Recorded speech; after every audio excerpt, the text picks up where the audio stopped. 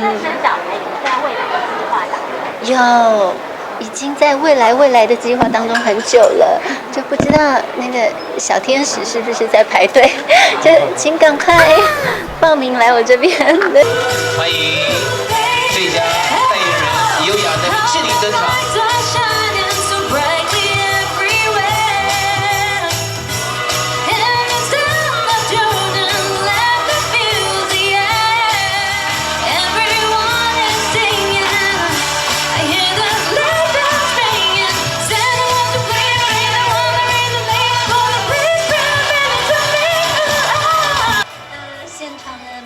媒体朋友们，所有的贵宾们，好久不见！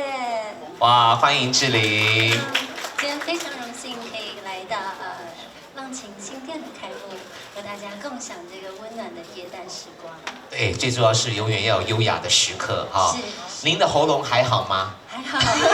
他前2天有个照片，就摸着喉咙，你不要随便摸哈，你摸哪里大家都会很害怕哈，摸肚子大家会怀疑，摸喉咙也别摸，哎，你摸喉咙，我们以为你喉咙怎么了？现在听起来声音是 OK 的，是 OK 的。好，是2021、2021，其实对志玲来讲一定有一些新的想法。那时间过得好快，已经快聊完了。那你2022的计划是什么？我们顺便分享一下。2022的计划就是2+2。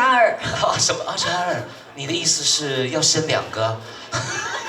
好，我们留待你自己去思考，好不好？慢慢。你好像问太多。哎，我问太多了，好。我们大家见面。特别开心，因为真的现在大家要见面都特别不容易。那经过很严谨的隔离期间，今天出关。完全娱乐。要跟大家分享一下。第一点太高了。完全娱乐。要跟大家分享一下最近在忙什么。最近在忙些什么？其实之前都在日本嘛。那当然现在疫情也比较紧张，所以其实都是在家里，那也很少出门，顶多去公园走一走，去超市这样。对，就是这样的生活。生小孩有在未来的计划当中？有。已经在未来的计划当中很久了，就不知道那个小天使是不是在排队，就请赶快报名来我这边。对。跟老公就是分离两地要怎么，就会赶快回去。对，年底前还是会回去。你有话想说却苦无发声的管道吗？你对事情有不同的见解却无人倾诉吗？